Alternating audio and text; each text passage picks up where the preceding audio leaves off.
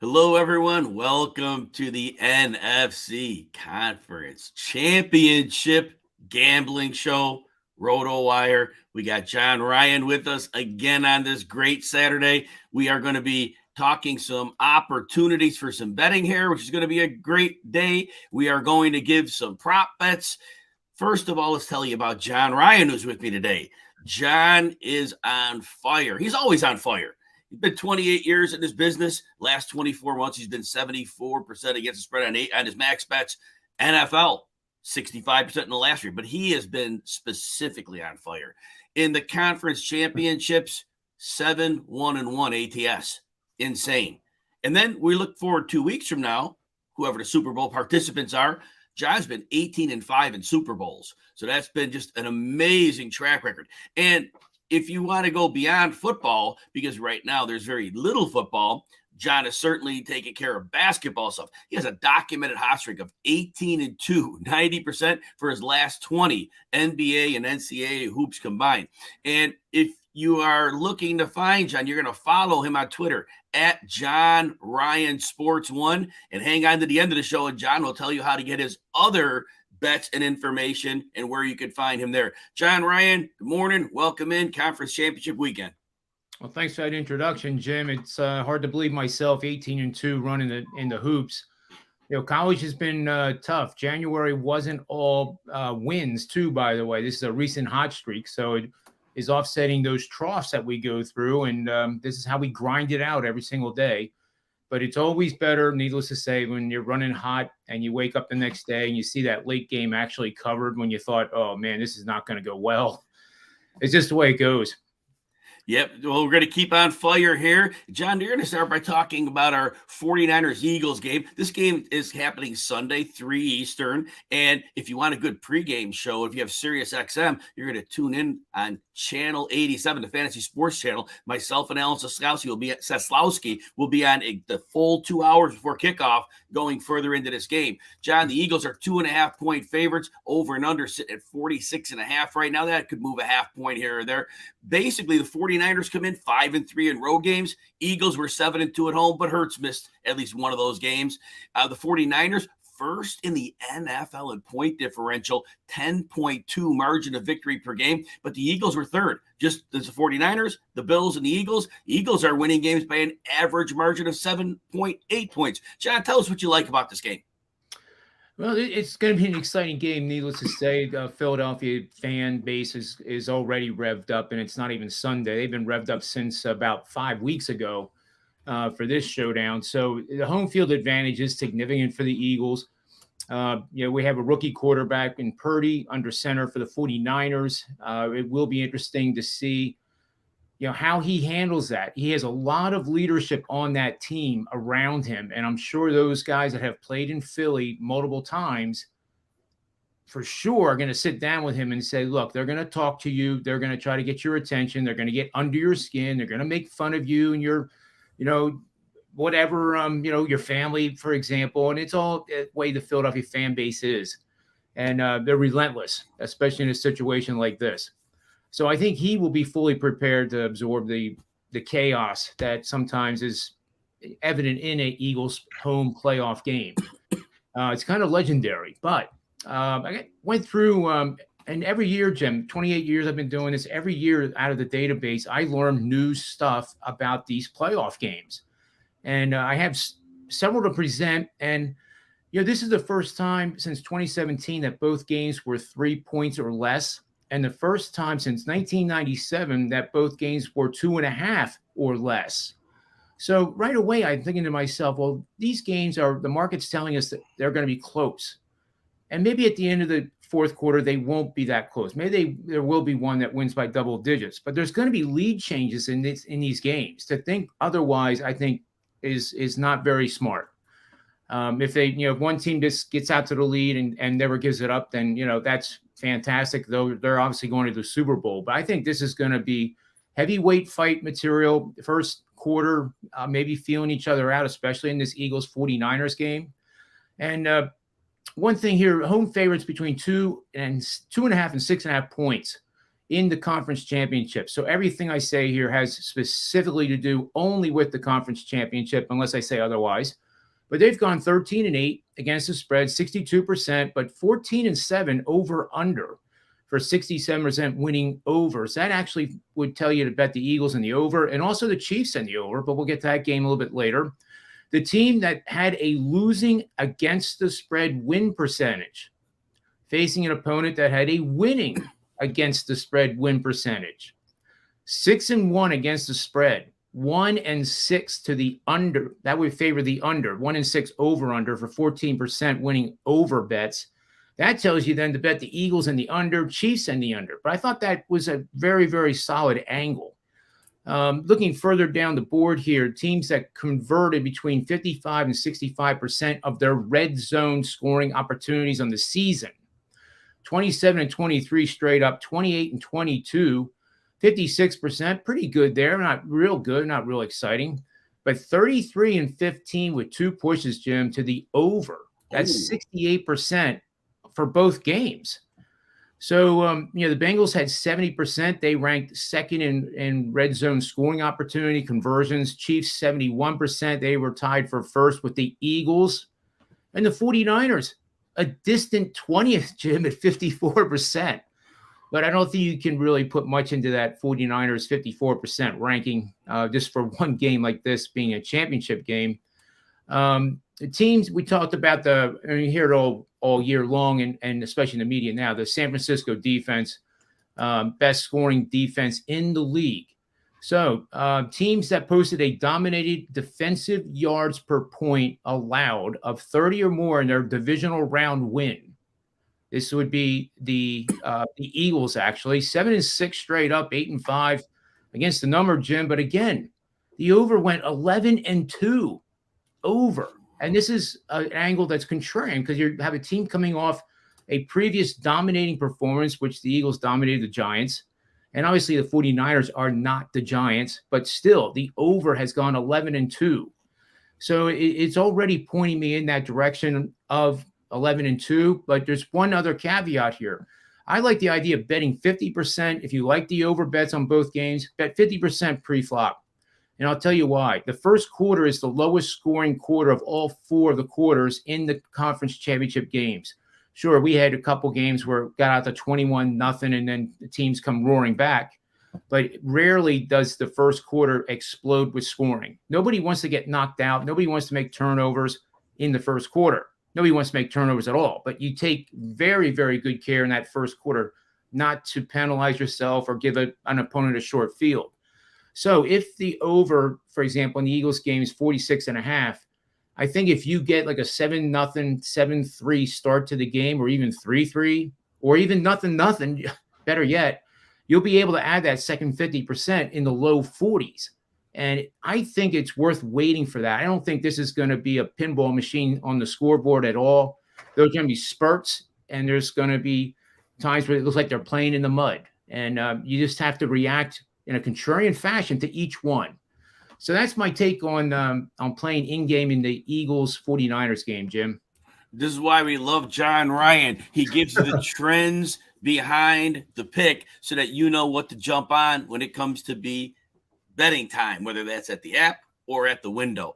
So I'm going to go over some prop bets here. And first of all, those who are familiar with me, you know I have a really 2-pronged approach. One is numbers. The other one is film and tape study. So understanding how these teams work, I try to marry the two together and try to come up with our best idea for prop bets. So when we do that, we have our winners. Now, I am not one for hyperbole. I don't tell you, oh my gosh, this is the one, this is the one. But this week, I'm doing that. I have what I'm calling the prop of the year. Now, if you want a full breakdown, I did a legitimate lengthy thread on this to cover every angle. That's on my Twitter page at Jim Coventry NFL. It's pinned to the top. So definitely feel free to check that out. But I'm going to go over Patrick Mahomes under 285.5 passing yards. Now, this opened at 273. This has been bet up a full 12 yards. That is insane when something's bet up that high. Now, first of all, let's just look at the facts. These teams have played 3 times in the last 13 months.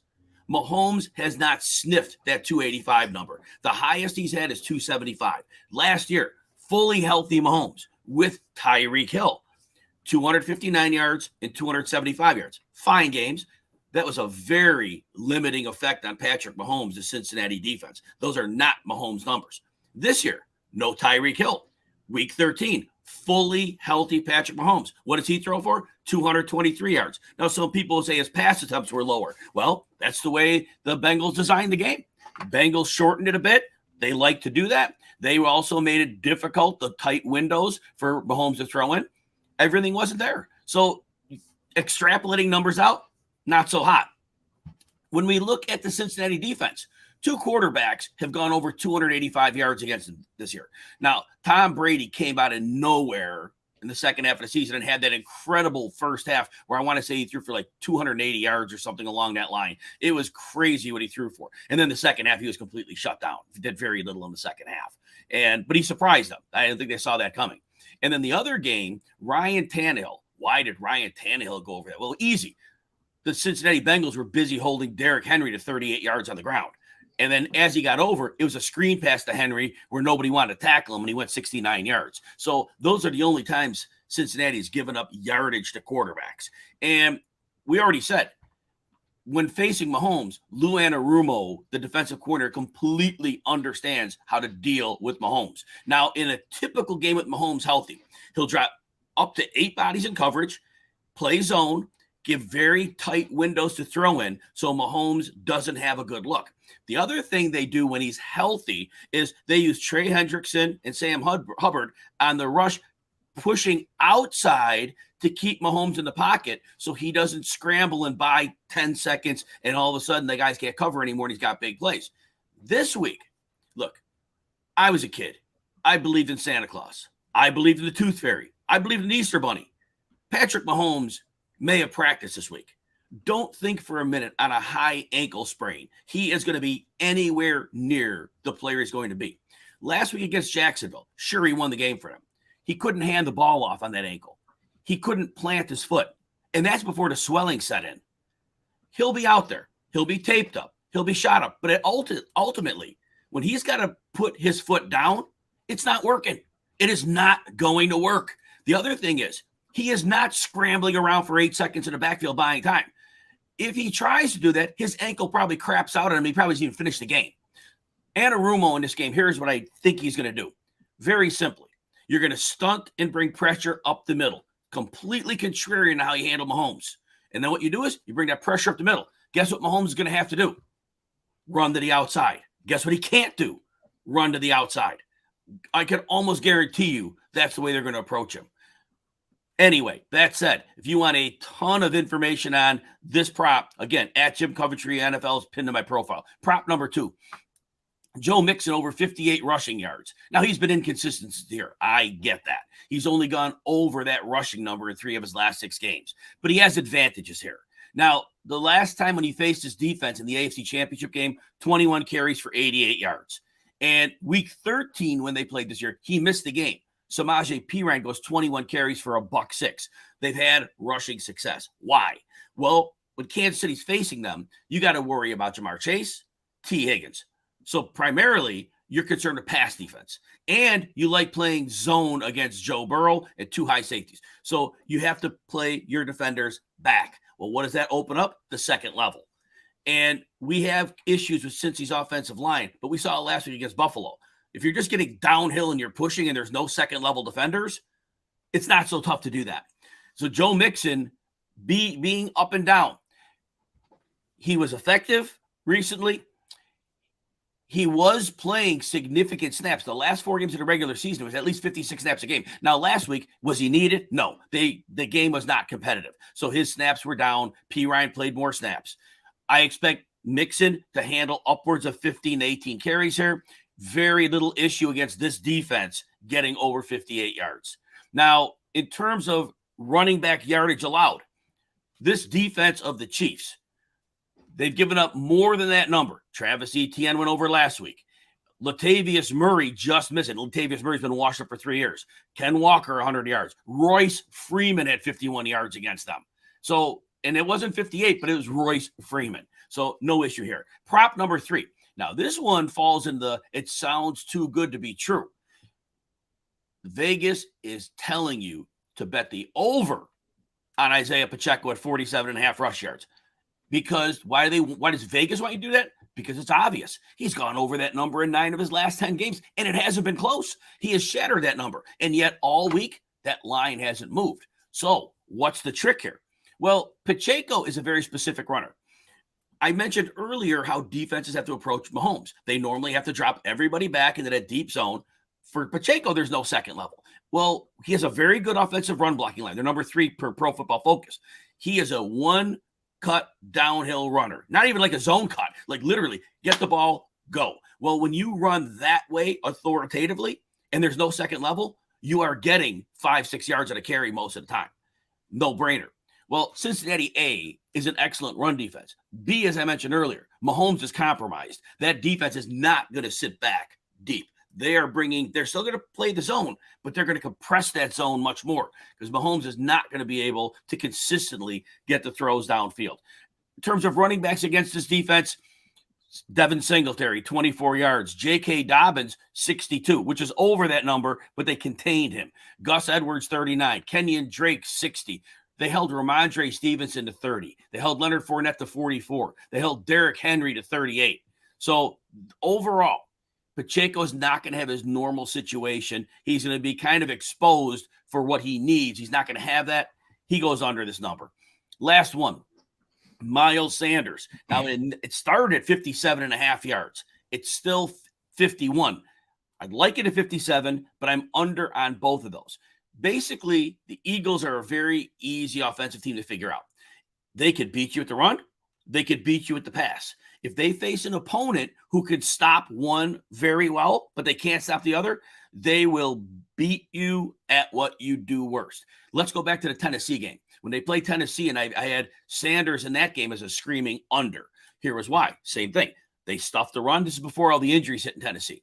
But they were terrible against the pass. It's exactly what they did. They flamed them with A.J. Brown and Devontae Smith. Sanders had about 20 yards in that game.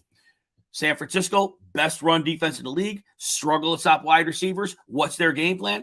Attack the corners. They're not going to waste their time banging their head against the ball running. So Miles Sanders is an under. All right, before we get to John for his next game, if you're watching on YouTube, please smash the like and subscribe button. We'd appreciate that greatly. And if you want 2 days free behind the Rotowire paywall, see what we've got, go to rotowire.com/try. You see it right at the bottom of the screen right there. John Ryan, I was a little long-winded. Yeah.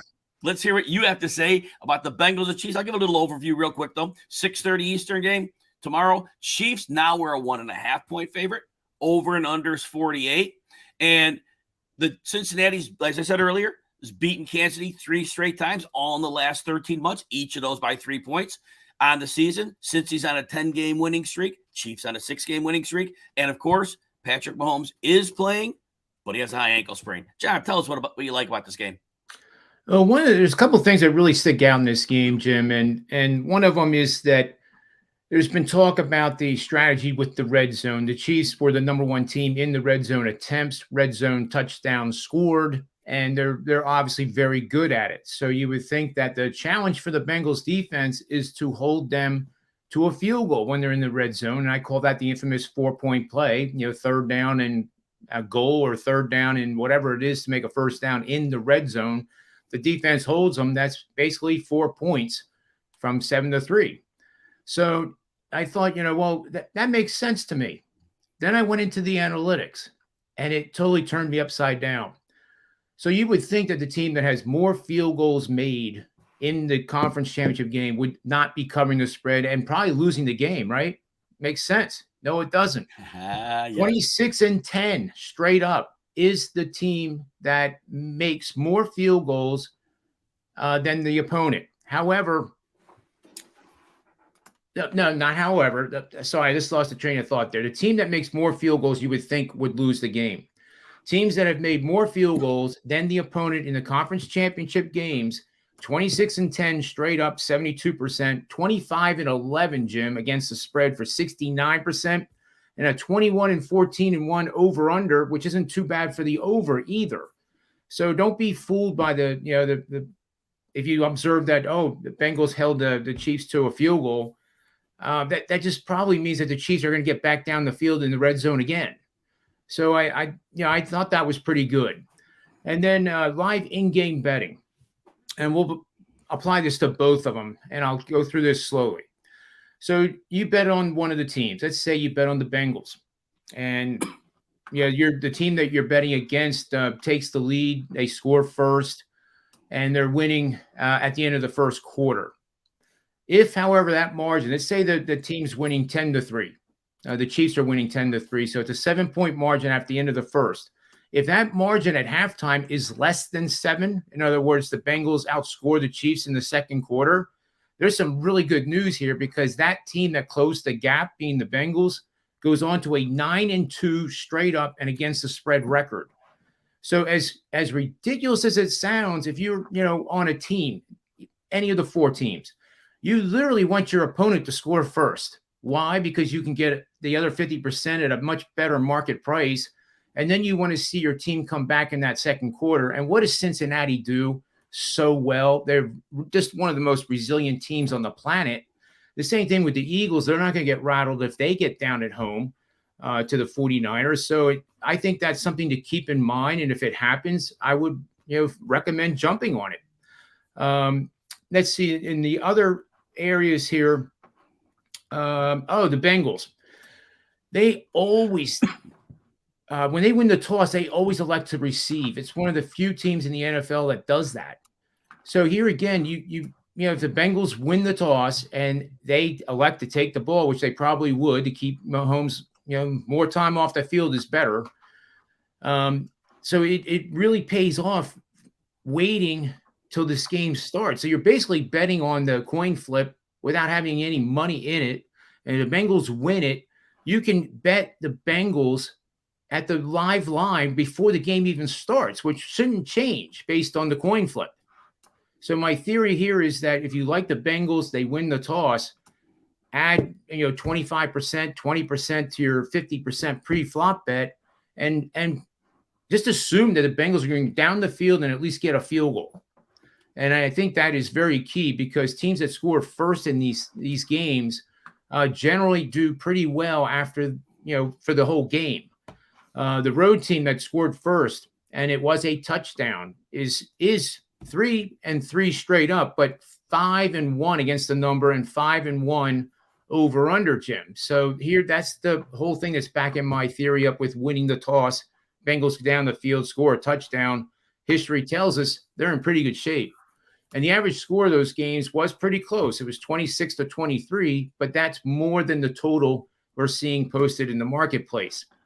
Teams that are leading 7 or more points to 0 after the first quarter, they do pretty well. 13-5 straight up, 14-4 against the spread, 12-5-1 over under. And if they, maintain that margin or increase it, it gets even better for that home team to go on and win and get to the Super Bowl.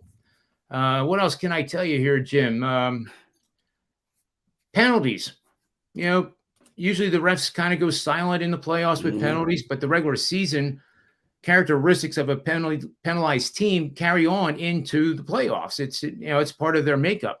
So teams that average fewer called penalties on the season have gone 17-25 straight up, 14-28 against the spread for a terrible 33%. But again, the over is 61% on a 25-16 record. That would mean that you're going to bet on the 49ers and the Bengals, because the 49ers had more penalties per game than the Eagles by a modest amount, but still more. And then the Bengals had more penalties called on them than the Chiefs did during the regular season. So I don't know if this correlates 100%. And as I always say, you don't use one trend to make a decision on a bet in the first place. But it's contrarian. You would think that the team that's less penalized has they're more disciplined. They're going to win the game. Let me give you one last one here. The road, this is another contrarian one. I think you'll find it really kind of fascinating. Road dogs of 6 or fewer points and had the better defensive efficiency based on yards per point allowed. They have gone on to I'm sorry, I just lost where I was. The average yards per point allowed, then the host of those games has gone 4-12 straight up against the spread and 10-6 over under. So that means you would fade the Bengals and the 49ers because they actually have the better defense as measured by yards per point allowed. So completely contrarian. And again, it kind of throws water over the idea the 49ers defense is so great that the Eagles will not be able to overcome them, and the 49ers defense will be the MVP of the game. The results actually are very contrasting to that common sense thinking. And sometimes in betting, Jim, you have to make bets that make absolutely no common sense. Correct. And that's the way it goes. Air Force last night was one of my winners. I mean, college basketball. We're not even talking Air Force against Army in football. But it came up on the model, and you got to run with it, even if you think it's a lousy bet. It's just the way it goes. But winning is winning. What's that? Winning is winning. Cashing tickets is winning. But you're right. We're betting numbers. We're not betting mascots or teams when you really get down to it. Especially, we're not betting the mascot. But I think I've been long-winded here. So I think, my lean here is the Bengals. My lean is the over in both of the games, and also the Eagles to just wear down the 49ers over the course of the game. Yeah, love that. I'm with you on the Bengals for sure. I mean, all your bets are great here. Love the Bengals there especially. Well, John, before we sign off, you're going to follow John Ryan at John Ryan Sports 1. You're going to follow me at Jim Coventry NFL. These are on Twitter. If you are going to want more pregame coverage, Sirius XM Fantasy Channel today, Saturday, whenever you're watching this, 1 to 3 Eastern. I'm on with Mario Puig, Channel 87. Again, Sirius XM. Sunday, same time slot, 1 to 3 Eastern, leading up to kickoff. I'm on with Alan Soslowski. Catch us there. John, tell everybody how they could get your picks. Thanks, Jim. And sorry, I talked a lot there. There's a lot of passion in our work. You share it too. And sometimes you just want to share every single fact you uncovered during the week. So hopefully that was worth something. But I do have I think there's 57 trends and angles that I put together this week in a document.